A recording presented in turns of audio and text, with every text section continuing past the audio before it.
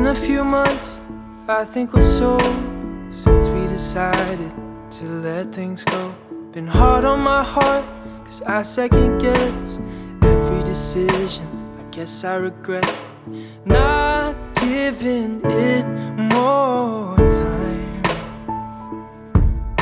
to see if it was all just in my mind.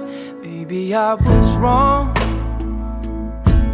Maybe it was meant to be you all along. Maybe I was so afraid of being strong that I held on to my weakness for too long. Maybe I was wrong.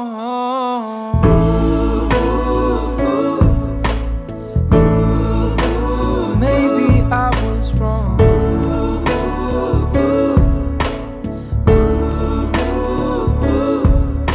Been meeting new friends, catching up with old, but I think about them in a different way. Cause you're not who I'm telling them about when they ask if I'm with or without. Yeah, I just want to be sure that I don't want you anymore. Maybe I was wrong. Maybe it was meant to be you all along.